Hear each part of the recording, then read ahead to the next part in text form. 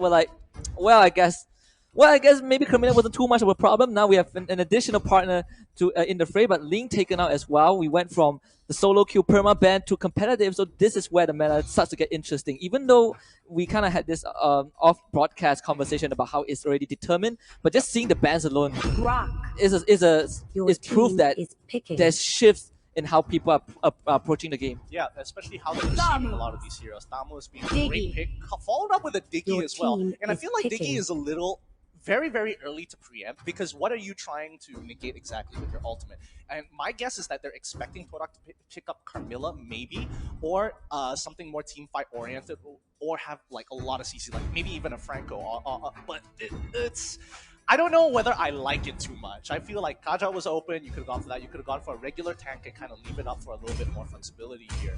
Todak, another 8 more seconds till we see what the final lock-in's in. I mean, Moon, he's been killing it. Yeah. Killing it. Absolutely killing it on Kimmy. Yep. Your team well, is picking. nothing much has changed so far from Todak's draft. It's still the same playstyle. Kimmy and Granger locked in. The Grog has always been one of their most favorite first picks, but yeah, for EVOS SG side, I do agree with the Diggy choice to opening up the draft with Diggy. I was expecting maybe you can go for the high loss. Maybe you put one tank there. Tigreal has been seeing a surge as well. You talk about the Franco, but EVOS SG, they just don't really. They're not putting too much emphasis on those tanks. They're gonna lock in that fighter instantly in the form of that Jawhead, and High Rift will be taken up by Todak. I'm so confused. I'm so confused, dude. Like, why would you already have Thamos, why do you specifically need to have a Jawhead? And then the next question is like, but you already have a Diggy, so like, where do you go from here? Is it going to be an all physical damage composition? Like, where do you want to put the Jawhead? Where do you want to put the Timers? Unless they're thinking like, hey, maybe this game we're not picking any marksman, we're going to close this out with a tank and a mage. It's probably the... I don't know, because personally I feel like they could have gone with the Harith almost instantaneously there and ban out the Jawhead just so that Todak don't have like a safe laner. Because Thamos into Jawhead is... It's not gonna go anywhere, and Jawhead has way more dive potential against the Thamos later on into the game. So the question is like, why are you building your comp like this? And hopefully we get to see it from the side of EVOS. 5 more seconds, they go with the Bruno. Your team looking for a hyper picking. carry that kind of outranges Granger just a little bit with the auto attacks. And I think EVOS Singapore at this point, they're just looking for this heavy dive. You talk about how Jawhead has the great dive potential. Thamos has that as well, and you put Bruno, who has more range than Dick Ranger. Diggy is kind of supplements that, but I'm still kind of on the fence where EVOS SG wants to take this draft towards, because we're not looking at a draft that has a mage or a proper frontline unless you are relying on both the Jawhead and Thamos. Your team Todak is not a hard choice for them. Alice and Carmilla will be the last 2 picks. I don't know how to feel about this one. I feel like the Alice is a little out of nowhere because like they initially wanted to be like, okay, we could potentially get a Minotaur. They realized the Diggy and it's like, this might not work anymore. And now that they have Diggy, level 4 is going to be a bit weird. Carmilla, when she uses her ultimate, you're hoping to flame shot. Oh, everyone gets a little bit stunned. Yeah. You're looking to hard engage on one person and everybody else will get affected by it, but Diggy just says no. If you're stunned, you can get out of it. We're just going to take a lot of damage. We're looking to disengage from fights and then re-engage later on, and I think that's why they wanted the Jawhead as well as the Thamos. Yeah, and then early on, I think we also discussed about how Flame Shot and Vengeance would be in the pool of spells and that the players can use, and there we go. Then that's on Carmilla with Flame Shot, and of course, Thamos taking that Vengeance as well. So it's going to be how these 2 teams do the match, is it? Yeah. Yeah, let's have a look at that. Untuk EVOS SG, MPL Season 4, korang champion. Tapi saya pelik kenapa M1 korang balik awal. Todak, they had the same lineup as last year. But last year they didn't win EVOS win. Why they want to keep the same lineup?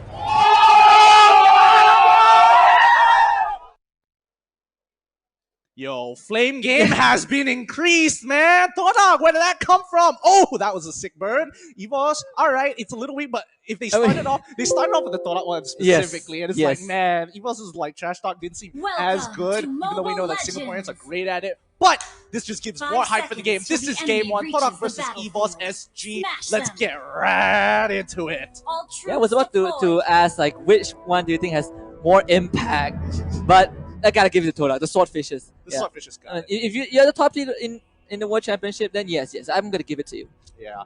Oh, looks like there is some technical issues. Hopefully none of the players are experiencing internet issues. Speaking of internet issues, Yes, have you ever heard about YouTube? Yes. Specifically YouTube, because have you ever had that issue whereby it's like, man, I need a data plan, but it doesn't seem to suit me. Yeah. And that's where YouTube comes in. If you check out their YouTube app, you can actually customize your data experience, and that could be a huge game changer for certain people out there. Yeah, and I think having this customizable plan is also really awesome as well. You get to, it's just like a suit, right? It gotta fit. Oh, it has yeah. to fit you. I mean, you can tell the difference already. We're like, which one suits and which one is like, what are you wearing? What, what is that? What is that? What is that basic black blazer you've been wearing for 4 seasons in a row at this point?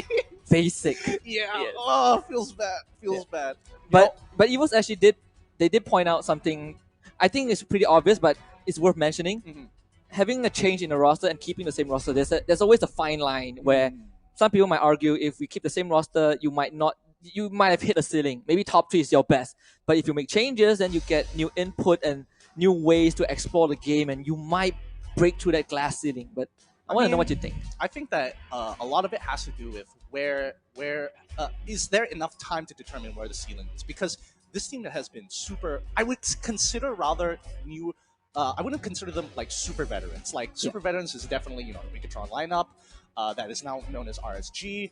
A lot of the players initially from Geek Fam, as well as even Team Bosskurr, I would say, because they've been here since the beginning. Yeah.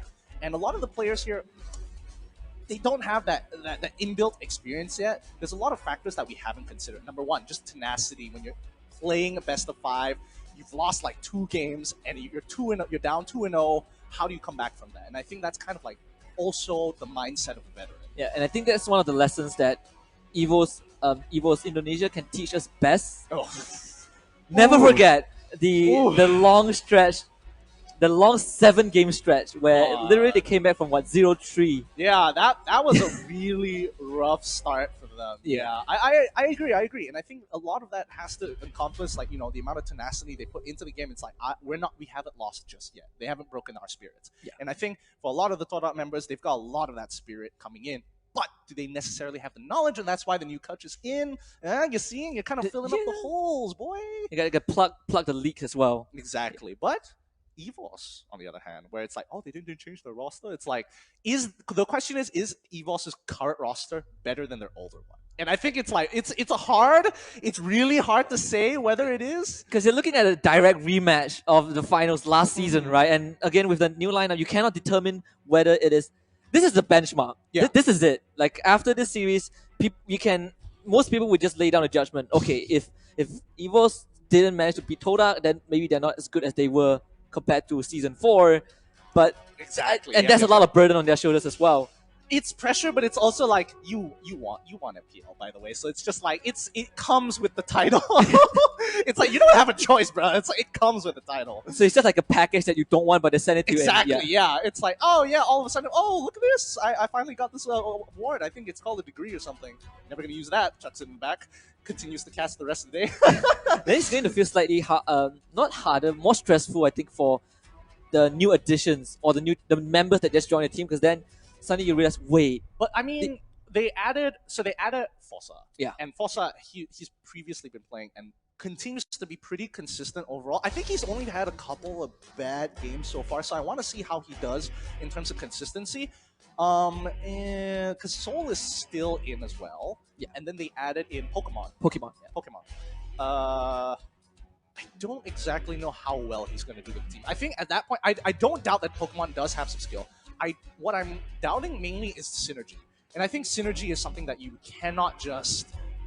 You just have to innately have it, or it's developed. And have they developed it over time, or are they just like really like in sync with each other? And that might just be the X factor, right? Because you're up against Todak, who has not made any roster changes. And that's like built-in synergy. It's like they had synergy, they built on it. Like, how do you beat that? I think at this point they're just communicating through telepathy. It's just dead silent. They're just playing the game dead. Yeah, right. So something happens that it's okay. It's okay, they say. Yeah, it's always okay. Post an angry Twitter response or something. Okay, we've just got information that the game actually has been remade. Hopefully they don't have any more technical issues after that, so we can give you guys the game as quickly as possible, because I'm sweating here really heavily under these bright lights and how Malaysian weather is terribly hot during, like, you know, any time before 3. Whew! Because, man, these games are just going to be spicy. But you gotta travel out Selangor a bit more. Because I went to Seremban. Is it better in Seremban? I don't even No, feel no, like I was it's about to better. say it's worse. Oh, great. Okay. So this is Saturday, right? I was in Seremban Wednesday and Thursday. Oh, God. The weather from afternoon until evening was treacherous. It doesn't help that it's also like, oh, when it's going to rain, it gets hotter and then it rains, and then if it's a short rain, it's kind of like a haha, gotcha. Yeah, because if it rains, like it doesn't matter how heavy the rain is, right? Because right after the rain, it feels like the droplets just evaporates instantly. Now it just gets hotter. It's the worst. It's the absolute worst. So coming back into this, we've talked pretty much about everything we can about EVOS versus Todak. Unless you have anything else to bring up here. Yeah, the draft. I think there's still a bit more that we can go more in depth. Who do you think has better draft? I mean, on paper, right? Mm-hmm. If we cover the team names on paper, I would prefer Todak's draft.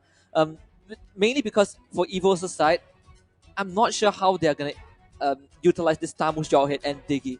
I'm looking at these 3 heroes and I'm just wondering how are they going to utilize Diggy's defensive capabilities to allow this Tamus and Jawhead to frontline, because specifically Tamus went for, I believe, Vengeance instead of instead of Arrival or Flicker. Spray, Yeah. You should have taken Flame Shot. the meme continues. Everybody should be taking Flame Shot. It's too good of a spell. But yeah, I do kind of agree with you there. It's a little difficult. I like Diggy because I think that EVOS was expecting to deal with something with huge AoE, and with the addition of Carmilla usually goes on blue side more often than not if red side is looking to get priority picks. Especially with the bans that went through. Like, Ling was suddenly banned out. Personally, I don't think Ling should have been banned out, but I think it's... I don't know if EVOS thinks it's really strong, or they just don't have enough, like...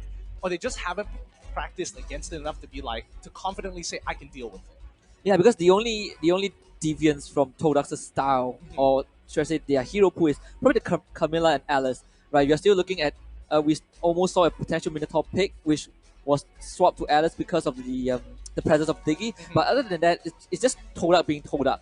So giving the Ling away doesn't pose too much threat, unless, like you mentioned, EVOS didn't do much practice, didn't do enough practice to deal with this particular hero. Exactly, and I think that's a major issue coming forward. I'd like to find out later on whether maybe talk to the players someday to see whether they think Ling is actually strong, because I feel like Ling is kind of in this limbo state where in Indonesia people are so good that they fail to realize, like, yeah, because of Ling, this team composition doesn't work as well, but Ling is just so, like, the player is just so good and the other team is, like, not as competent, and they're getting, like, stomped, so it's like, is she meta or are they just bad? It's so it's either like Ling is like this lone wolf. Exactly. But if you win with Ling, you look really cool. Yeah, you look really cool, right? The enemies will just be like, is Ling a core part of the composition, or are we just not good enough? Yeah, are we just like giving up too much gold, or are we losing side pressure? Like, there's a lot of factors going into it, and I think we're going to need more data on it, especially at the higher levels of every MPL. Because Indonesia so far, there've been like 4, maybe 5 games Ling, and I'm like, some of them are like very clearly one team is better than the other. I can't like assume that Ling is good based off of that. Yeah, I mean, they even brought out Cyclops. Cyclops, I do think is a little bit better though. Yeah, like it's a little bit more meta oriented. There was a point where I was thinking about maybe either one of these teams can take out Cyclops. Maybe not Todak.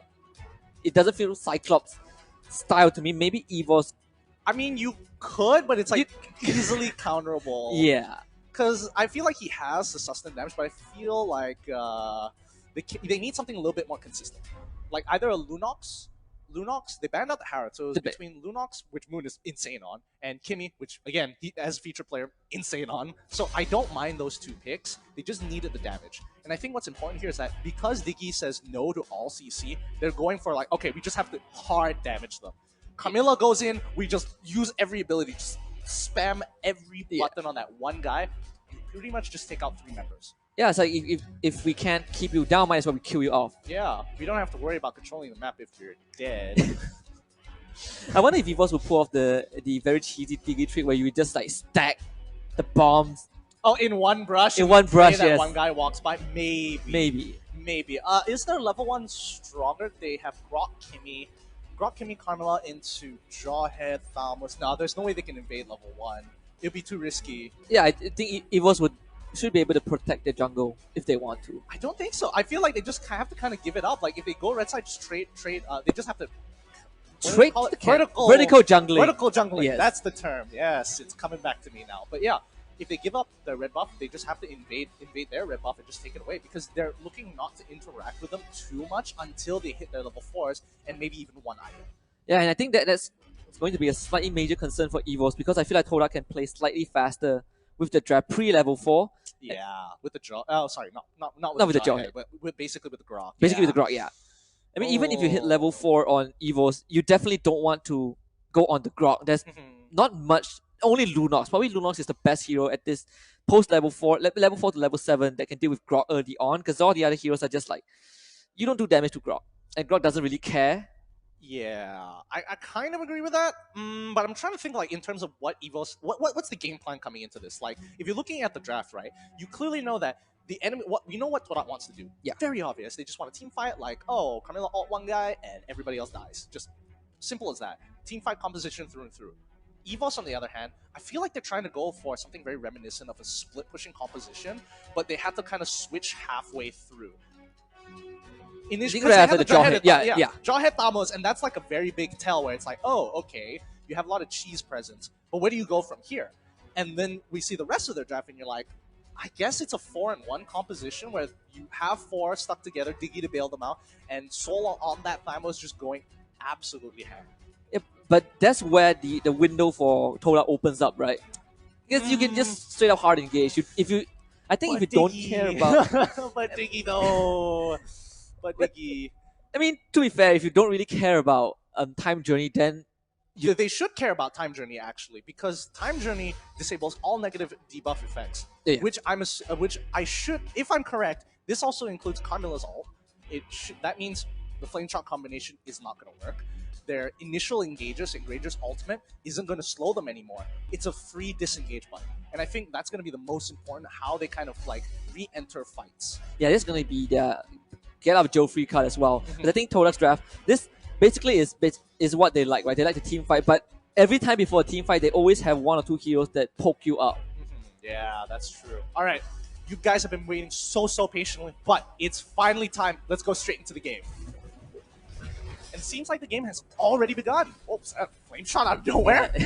That is a flame shot, and there you go, EVOS, like you said. The cheese might just come in. Immediate eject onto E1, and EVOS Singapore wants to go for the early first blood, and there we go, first blood going over Pokemon. They have to be so careful because Bruno, again, his level 1 is so strong. He's got a decent amount of damage as well as range in his base kit. The rest of Todak, on the other hand, Alice has gone to the sideline. They're using Carmela as the support this time, which to me is kind of weird. I would have preferred to see Nanas onto the side lane rather than Alice, but you know, it's a give or take, honestly. Yeah, and I guess this is where EVOS SG wants to take the draft with that Jawhead. Make sure that you stick that Jawhead with the Bruno, alongside the Bruno, and you just feed kills to this carry, and eventually just roll over Todak with that superior damage. But Todak is gonna look to do the same.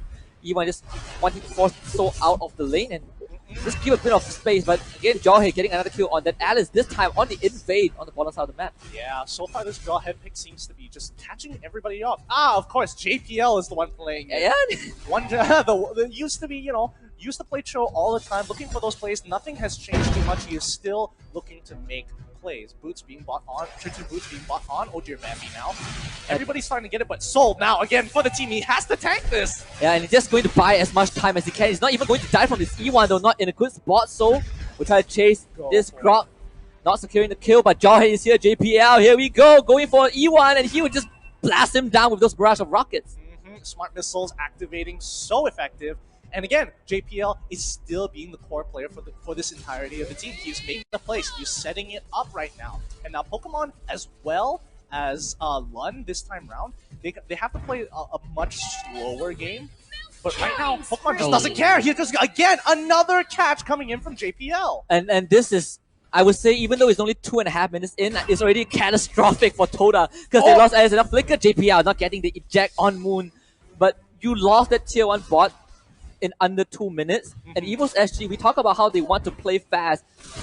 Previously, right before the game starts, I mentioned maybe Todak has a better post 4, but if you open up the map in this manner, then it doesn't really matter because Alice needs time, Kimi needs time, but EVOS SG is not giving them that. Yeah, and I think right now EVOS is looking really, really good. JPL is just playing out of his mind. He's getting away with too much, and I didn't expect Todak not to consider the cheese coming in from JPL. They should always be aware, always know where he is, because he's the only one who can really make a play from the side of EVOS SG. And if you're playing a team composition that has to be synergizing with one another, EVOS SG style is probably the best way to deal with what Todak has up their sleeves, because this is just pure chaos. EVOS are just running around the map and making sure that they protect every single territory that they have. Yeah, and it's pre-5. They already have 2 turrets under their belt.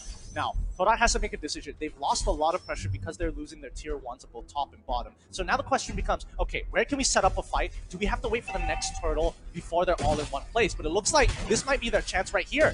Red buff is being taken by Chiku as of right now. Tier 1 is still up for the side of Todak. They cleared out their wave. They didn't want to engage that. Yeah, the only thing they can do right now is just constantly push the wave back, because if they lose that tier 1 mid, the whole map will be open for JPL. He's taking control in such a dominating manner. Like, look at that. He shouldn't be able to do this. Like, why is JPL able to run around into their topside jungle? Someone needs to punish him. X-Ray goes in with a very big ultimate. Instantly goes down with the ejector, but the rest of the team has already been hit by the Carmelo's ult. They're coming in. Granger, big ultimate, cutting them one by one. Tries the Rondo out of there, but isn't able to save enough. Remember, Soul, Chiku, I'm sorry, but you're not going to make it out of this one. Soul's got you with those Fulton sights. Yeah, less than 5 minutes. An immediate wipeout for EVOS SG. Time Journey, the game changer in that fight. It looked like Todak had a chance in that, but EVOS SG was just a cut above in terms of the lead that they have. And now with that tier 1 down in the middle lane, tier 2 managing to be protected for now, but Todak, they are sweating. Yeah, I mean, right now, EVOS has gotten away with so much. They've developed a 6K goal lead. 4 minutes into the game, going into 5 to a 1 in 10 lead. This is an absolute destruction coming in from EVOS SG. They are making sure Todak knows their place. Yeah, and Bruno now 3-0 with the calls on Todak. They are not getting anything. Nerna's Carmilla playing the support role, but is the only person with a kill, so you are not generating that income for your core that desperately needs it. So called out by that wild charge from E1, but doesn't really care at this point. EVOS SG forcing the flicker away from that Grok. Yeah, the question is, do they want to engage again? Diggy has his ultimate in Lun. He is a very, very control player. He knows exactly when he needs to pop that ultimate, and he's been consistent overall, making sure that his team is safe, landing those auto alarm bombs, and kind of scouting out areas so that, you know, JPL can kind of walk there later because of those auto alarm bombs sitting in rushes. Yeah, and I think also one of the factors that EVOS SG has considered with their draft, even though it felt like they changed it halfway through, is that they know Todak almost always go for the team fight composition, so they want to pull this front battle line apart when you're relying so much on that Grok standing there with the team. You can just split the map apart. Also, wherever the Grok is not at, that is your goal sign for EVOS SG. Yeah, and it really helped because of that early start as well. Oh no, Grok's in trouble. He takes a huge chunk of damage. He has to go recall back into the base and heal up, which means he's got about 5 seconds, maybe even 6 seconds windows of opportunity for EVOS. Tier 3s are a little tough. Not gonna make any big plays yet. Yeah, and thank God the changes to that tier 3 turret was made. A few months ago, that would have been broken. I don't know. I feel like they don't have enough items to like break it just yet with how much pressure EVOS is putting out. Todak is kind of like very okay in this position. However, it is a 10k goal lead in favor of EVOS, so I don't know. Yeah, and I think if we tell people that these two teams are the finalists of MPL Season 4, maybe EVOS SG now are feeling really confident that even with a new lineup, they're showing Todak that they are still the bosses. But of course, the opening game is what sets the pace for the rest of the best of 3, and EVOS SG are feeling really good about themselves. Cursed Helm just being bought by Nanas here. Even though he's on Carmilla, he's not looking to build damage. He's looking to sustain and take as many, absorb as many. Oh, JPL. Right in the middle of things. Time Journey already put it back on. Soul doesn't have the revenge anymore. He can't exactly tank as much damage as he'd like to. Ult is already pulled off, but they do break that tier 3. Yeah, and that is just such a smart play from EVOS SG. They sent JPL in. Lun was there, ready with the Time Journey. All they needed to do was to send JPL to frontline, soak up all the damage, and get that tier 3 and get the heck out of there. So now EVOS SG have total control over almost the entire map, I would say, and they will get the second turtle for Pokemon as well. Yeah, and I think at this point, Todak is basically they're forced to just sit in base. If they go, if EVOS goes for Turtle or Lord, they either semi-contest it, hover around it, and take whatever jungle farm they can, because honestly, they can't take EVOS on at any point in the game. They're full item ahead, maybe even 1.5 items ahead as well. Yeah, you can't contest when you have JPL running around, and then you have Soul, who is so strong at this point where there's no point trying to gang up against this Damus. So EVOS SG, I think they can just go for the Crystal, just draw that first blood immediately onto Todak. Less than 10 minutes in, Todak, they have to force the fight. Nanas with the ult, he didn't land the ult, and now the rest of the team is going straight in. Time Journey has been popped up, but they can't win this fight anymore. Todak has to pull away, as now EVOS SG takes full control of this game. Pokemon going absolutely wild. Don't meet this guy in the brush because, oh, this encounter ain't gonna go well. Yeah, even a Master Ball won't be able to contain this monster in EVOS SG. They're just going to work on their objective, go for what matters, and they'll take game 1 8.5 minutes in. Honestly, that was a very clean game coming out for EVOS. They punished very big mistakes. A lot of